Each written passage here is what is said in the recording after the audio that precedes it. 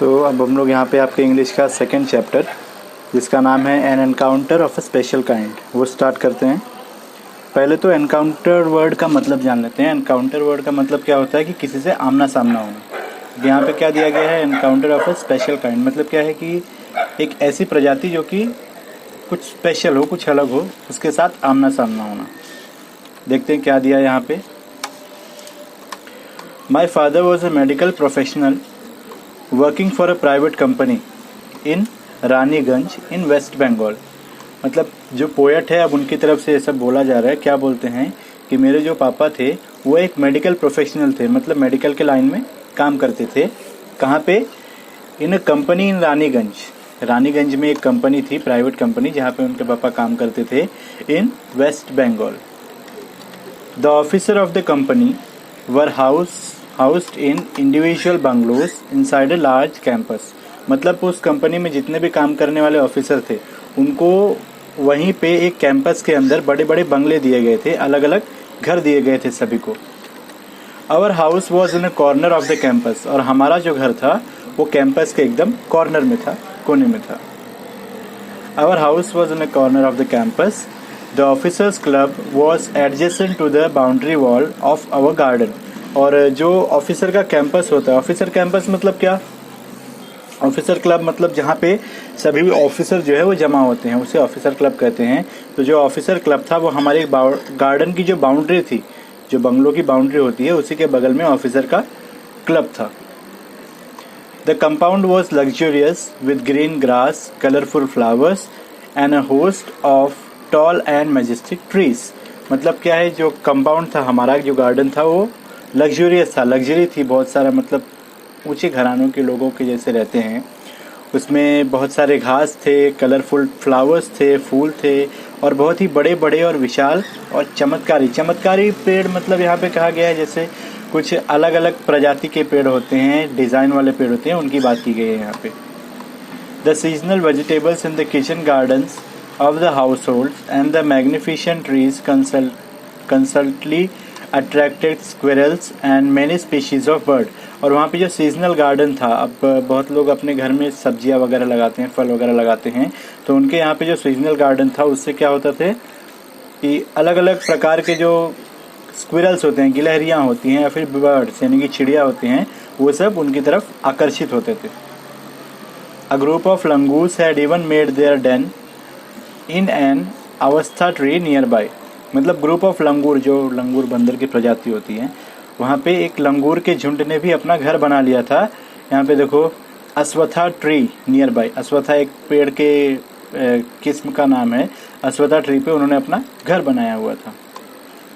They had all become a parcel of our existence and daily life. अब वो लोग क्या बन गए थे? हमारे रोजमर्रा की जिंदगी का एक हिस्सा बन चुके थे वो।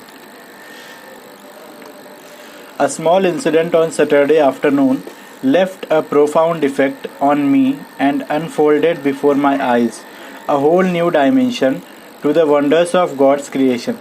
मतलब शनिवार के दिन, a small incident on a Saturday afternoon, शनिवार के दोपहर में एक ऐसी घटना हुई मेरे सामने,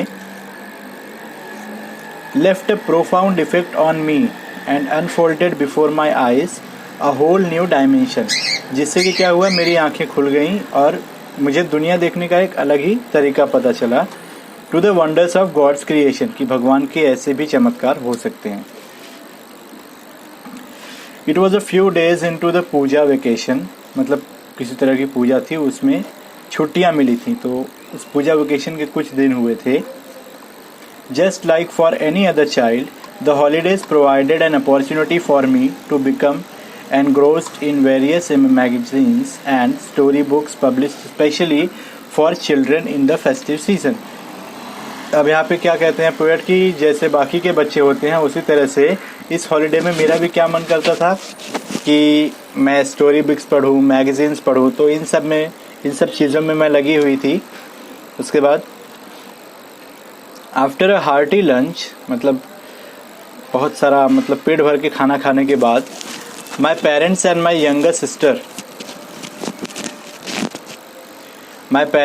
younger sisters lay down for an afternoon nap and I settled down with a story book. खाना खाने के बाद मेरे पापा और मेरे जो छोटे भाई बहन थे, बाकी लोग थे, वो लोग क्या करते हैं, जैसे खाना खाने के बाद दोपहर में वो, यहाँ पे देखो वर्ड क्या यूज़ किया गया है, lay down for an afternoon nap. जैसे दोपहर में बहुत लोगों की आदत होती है खाना खाने के बाद आराम करना, तो उसे यहाँ पे आफ्टरनून नैप का नाम दिया गया है। And I settle down with a story book, और मैं एक स्टोरी की किताब लेकर के बैठ गई पढ़ने के लिए। The quite afternoon presented the perfect backdrop for reading an adventure story. और उस शांत वातावरण में, शांति से दोपहर में मैंने क्या किया, जो एडवेंचरस स्टोरी होती हैं, एडवेंचरस स्टोरी मतलब किसी ऐसी चीज़ के बारे में पता लगाना जो कभी किसी ने सुना ना हो, देखा ना हो, उसे एडवेंचर कहा जाता है। तो जो एडवेंचर वाली स्टोरी बुक्स होती हैं, मैं वो पढ़ने के लिए चुपचाप बैठ गया था। The silence was occasionally broken by the sound of my family snoring, the intermittent chirping of house sparrows. और जो शांति थी मेरे घर में, वो किससे भंग हो रही थी, अभी यहाँ पे हमारे घर में जो गौरैयाँ थी, स्पैरोज थी, वो बार बार क्या कर रही थी, चिर्प करना मतलब आवाज़ करना। यहाँ के देखो इंटरमिटेंट, इस वर्ड का मीनिंग आपको बगल में दिया गया है फ्रीक्वेंट मतलब क्या है, बार बार आवाज़ करना। तो जो गौरैयाँ थी वो बार बार आवाज़ कर रही थी, जिससे कि वो शांति भंग हो रही थी। The harsh cawing of a crow, the shrill call of a kite flying high above the ground. अब ये अलग अलग चीज़ें दी गई हैं। पहला क्या है, इंटरमिटिंग चर्पिंग ऑफ हाउस स्पैरो, मतलब बार बार गौरैया आवाज़ कर रही थी। सेकंड क्या है, the harsh cawing of a crow, कौवा बार बार चिल्ला रहा था। हार्श मतलब बहुत ही कड़क आवाज़ होती है कौवों की, गंदी आवाज़। The shrill call of a kite flying high above the ground. और श्रिल कॉल मतलब जब आप पतंग उड़ाते हो, देखो एक अलग तरह की आवाज़ें आती हैं हवा से, जब वो होकर के निकलता है तो एक अलग आवाज़ प्रोड्यूस होती है, उसे यहाँ पे सिल गया है shrill call of a kite flying high above the ground. Minutes ticked by, और कुछ मिनटों के लिए ये सब चलता रहा। I became deeply observed in the book, और मैं पूरी तरह से बुक में डूब गई थी, बुक पढ़ने में लगी हुई थी। Suddenly I heard a group of street dogs barking furiously in a distance. और कुछ समय बाद मैंने क्या नोटिस किया कि एक कुत्तों का झुंड जो था वो लगातार क्या कर रहा था, भौंक रहा था। I choose to ignore the commotion, thinking that the pack of dogs might have concerned a helpless pig। यहाँ पे क्या दिया है, पहला वर्ड commotion का मतलब है नॉइस एंड confusion। इसके बाद helpless, unfortunate। अब यहाँ पे वर्ड देखते हैं, ये लाइन जो है, I hope to ignore the commotion, thinking that the pack of dogs might have cornered a hapless pig. मतलब मैंने क्या सोच के ये सब छोड़ दिया कि हो सकता है कि कुत्तों के झुंड ने किसी सुअर को देखा हो, किसी पिग को देखा हो, जिसकी वजह से वो उस पर भौंक रहे हैं, चिल्ला रहे हैं। बट सून, लेकिन जल्द ही, the barking of the dogs became louder and more aggressive. लेकिन धीरे धीरे क्या हुआ, शांत होने के बजाय जो कुत्ते थी वो और एग्रेसिव हो गए। एग्रेसिव मतलब और गुस्से में आके और तेजी से भौंकने लगे। And the alarmed cawing of a flock of crows added to the cacophony। Cacophony मतलब क्या, लाउड हार्श नॉइजेस। अब इसमें क्या हुआ, कुत्ते तो भौंक ही रहे थे, साथ में जो कौवे होते हैं वो भी चिल्लाने लगे, वो भी आवाज़ करने लगे।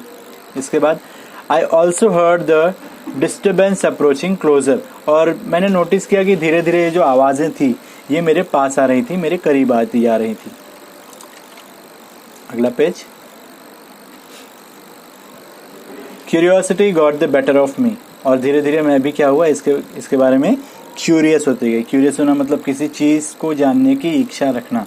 कोई भी काम आपके साथ, आपके आजू बाजू में अगर होता है, आप उसे जानने के लिए बहुत ट्राई करते हो, बहुत मतलब कहते हैं ना एक सनक होना, तो उसे कहते हैं क्यूरियोसिटी, किसी भी चीज़ के बारे में। Curiosity got the better of me, living the book aside. और मैंने क्या किया, बुक को साइड में रख दिया। I rush to the veranda, बरांदा आप लोग जानते हो, बालकनी जिसे कहते हैं। I rush to the veranda to see what was going on. क्या करने के लिए, देखने के लिए कि हो क्या रहा था। I glance toward the roof of the club house and saw something horrible.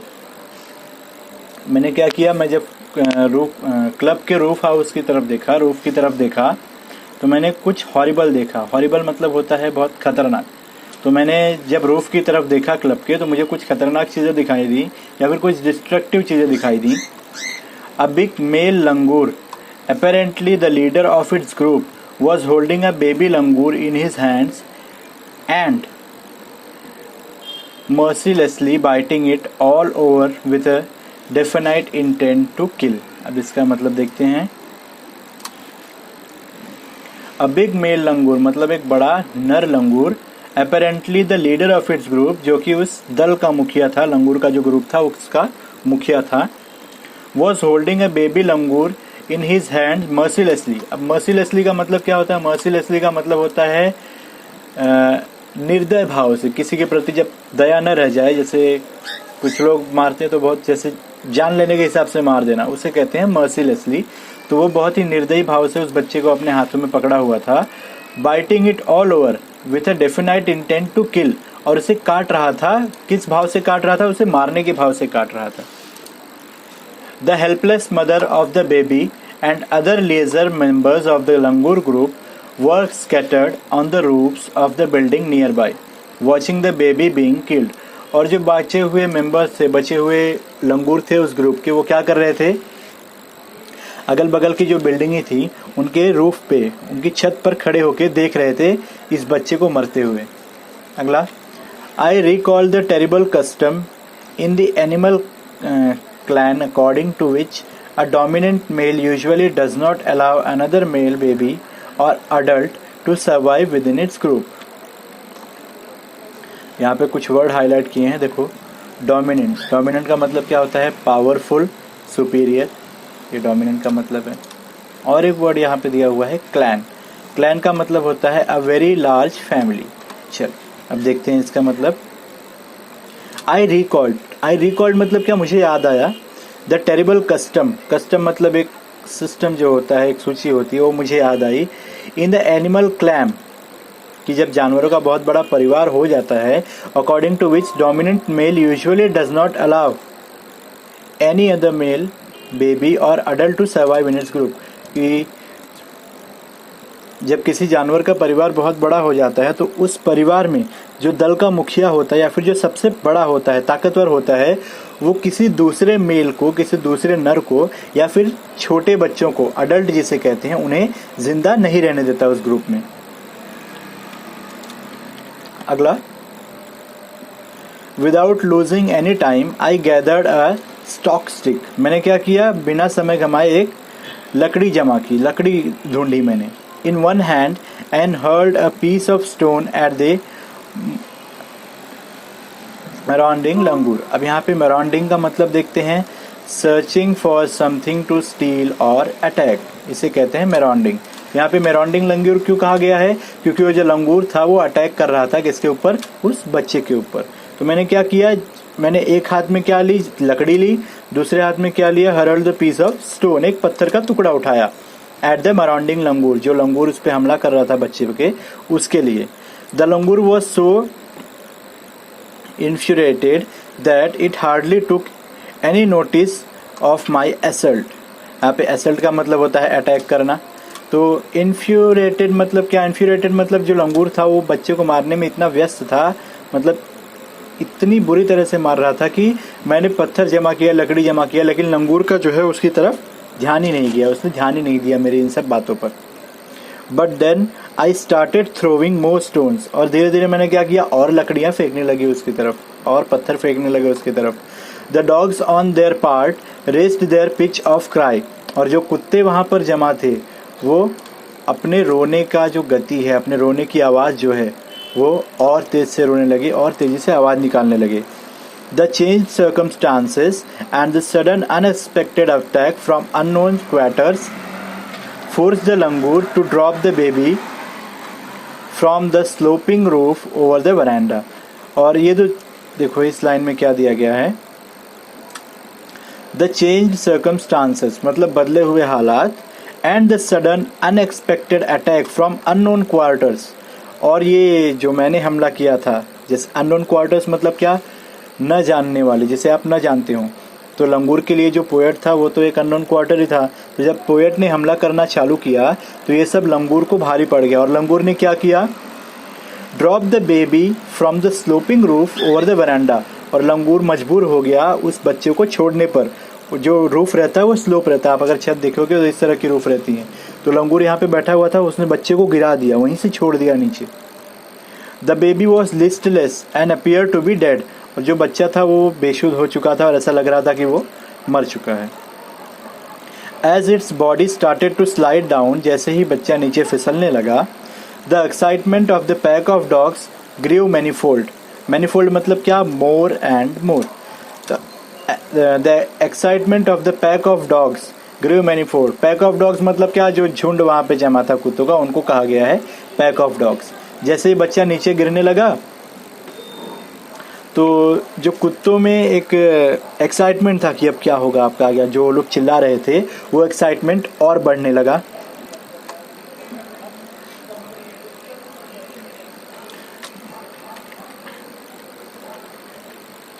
कहाँ गया? Its body slid down manifold. The protest excitement of the pack of dogs grew manifold at the prospect of a good kill and meal. अब ये कुत्ते क्यों excite हुए थे? यहाँ पे देखो लिखा हुआ है नीचे, The excitement of the pack of dog grew manifold, ज़्यादा बढ़ने लगा, at the prospect of a good kill and meal. वो लोग क्या सोच रहे थे कि अब तो ये बंदर मर चुका है और अब हमें खाने को मिलेगा, ज़्यादा खाने को मिलेगा, इसलिए वो एक्साइट हो गए थे।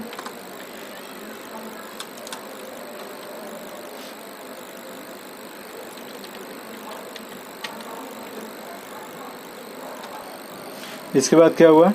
कीपिंग द डॉग्स, उन डॉग्स को देखते हुए, at the bay with the sticks, मैंने क्या किया, उन छड़ी जो मेरे हाथ में थी उसकी मदद से उन कुत्तों के एक तरफ रखा, एक साइड में रखने की कोशिश की, हटाने की कोशिश की। I manage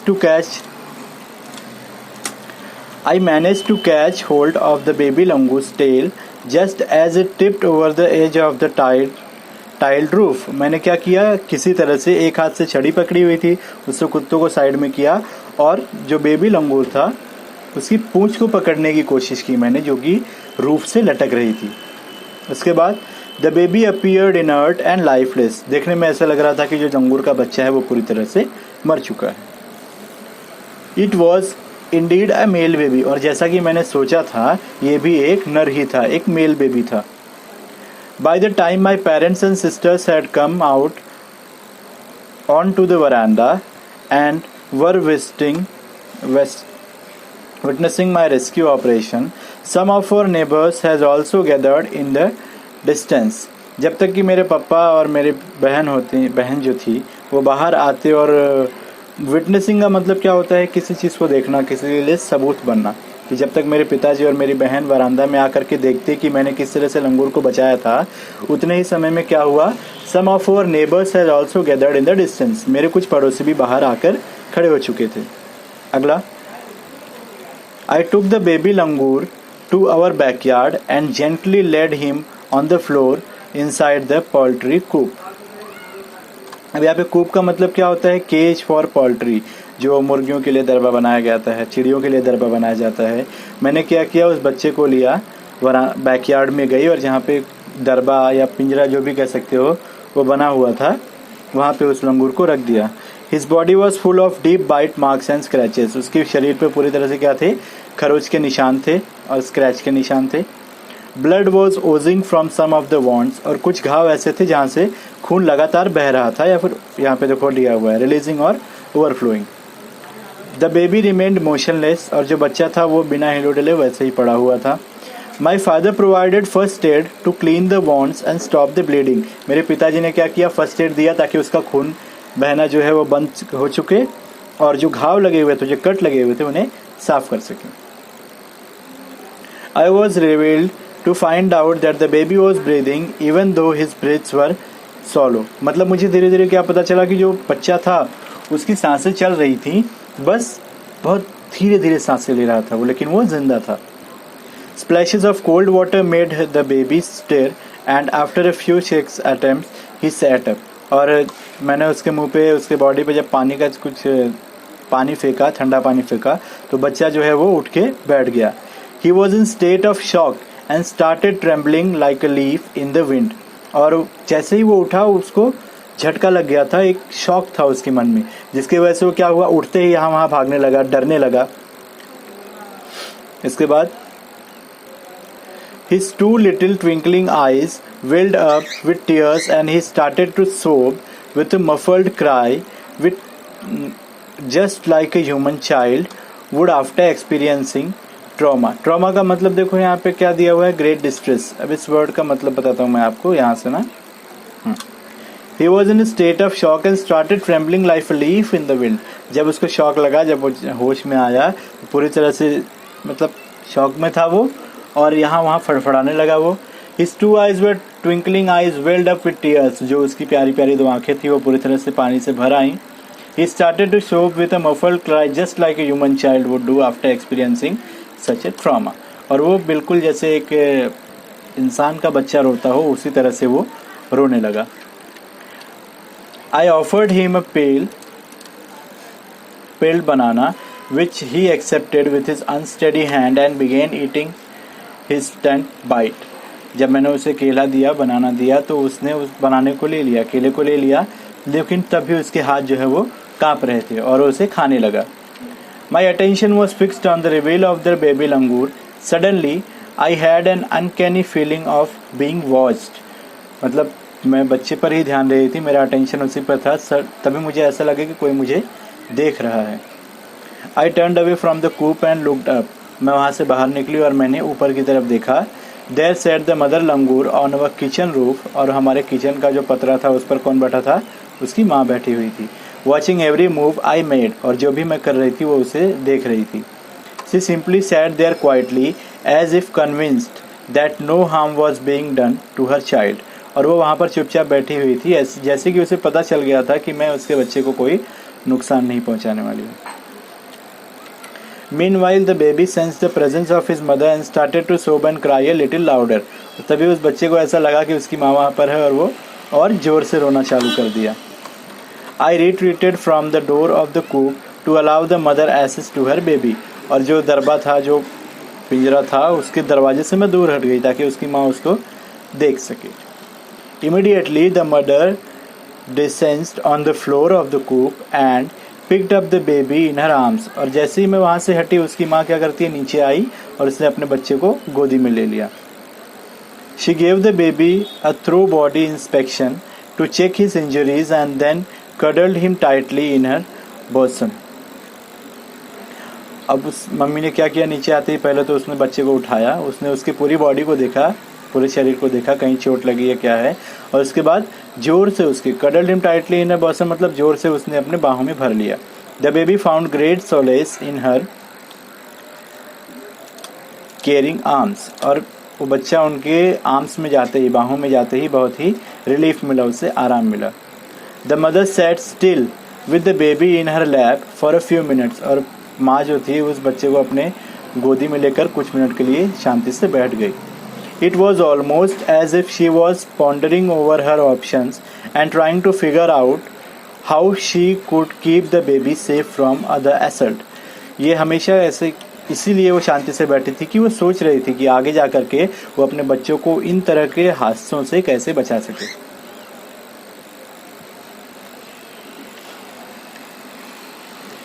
For a few seconds, the mother langur looked straight into my eyes. कुछ समय के लिए उस माँ ने सीधे मेरी आंखों में देखा। Even today, I cannot forget that look in her eyes. और आज भी मैं उन देखने के तरीके को, लुक्स को नहीं भूल सकती। Even today, I cannot forget that looks in her eyes, showering silent gratitude on me for saving the child.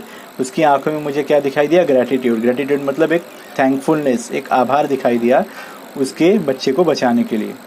I was overwhelmed by the emotion. और मैं पूरी तरह से इमोशन से भर चुकी थी। The sentiment and the way she said thanks to me.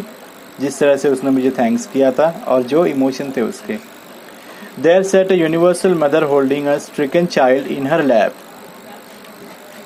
और यहाँ पे मुझे ऐसा लगा कि दुनिया में कोई भी माँ हो, किसी की भी माँ हो, वो यही करती जो उसने किया। Then in a flash, she jumped with her baby climbing to her belly and reached our kitchen roof. और इसके बाद in a flash मतलब पलक झपकते ही उसने अपने बच्चे को अपने पेट से लगाया। आपने देखा होगा कि जो बंदर होते हैं वो अपने बच्चों को पूरी तरह से जकड़ के रखते हैं, पेट पे पकड़ के रखते हैं उनके बच्चे। तो उसने पेट पे पकड़ा और वो कूद करके कहाँ चले गई, हमारे किचन के पतरे पे, किचन के रूफ पे। She served the area for the severe male langur and then leapt away in the direction opposite to the place of the violent encounter। उसने पहले ऊपर चढ़ के देखा कि वो लंगूर कहीं है तो नहीं, और उसके बाद जिस दिशा में घटना हुई थी उसकी उल्टी दिशा में वो अपने बच्चे को लेकर के चली गई। The brief meeting with the mother and the baby langur convinced me that interspecies communication and mutual trust is indeed a reality, and should anyone strike the right chord, the relationships humans into action। मतलब यहाँ पे क्या दिया गया है, इसका मतलब देखते हैं हम लोग।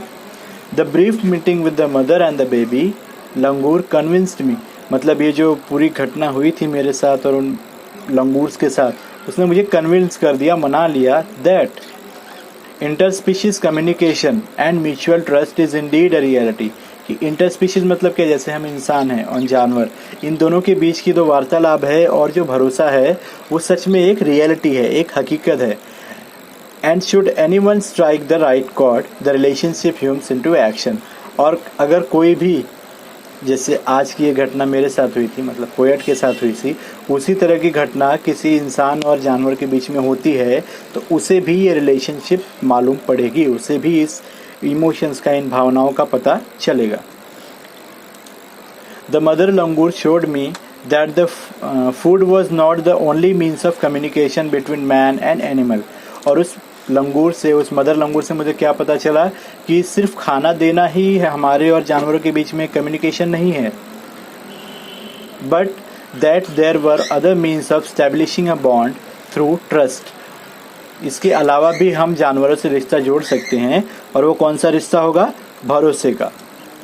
Compassion and mutual understanding. अब यहाँ पे कंपैशन का मतलब क्या होता है, सिंपैथी एंड काइंडनेस। सिंपैथी मतलब किसी के प्रति सहानुभूति जताना, काइंडनेस मतलब होता है सहृदय रहना, हृदयशीलता दिखाना। And mutual understanding, mutual understanding मतलब बिना कुछ बोले ही समझ जाना, इशारों से समझ जाना, उसे कहते हैं mutual understanding. 55 years have passed since that day। और उस बात को बीते हुए कितना साल हो चुका है, 55 year, 55 years। I am now 70 years old। यहाँ पे जो पोएट हैं वो बता रहे हैं अब मैं 70 साल का हो चुका हूँ। But I still fondly remember that encounter of a special kind। और फिर भी मुझे वो जो एनकाउंटर था एक स्पेशल काइंड के साथ, वो अच्छे से याद है, फैमिली याद है। किसने लिखा है ये, तपन मुखर्जी ने लिखा हुआ। तो आज का ये लेसन तो ख़त्म हुआ है, इसके बाद हम लोग अगला लेसन करेंगे।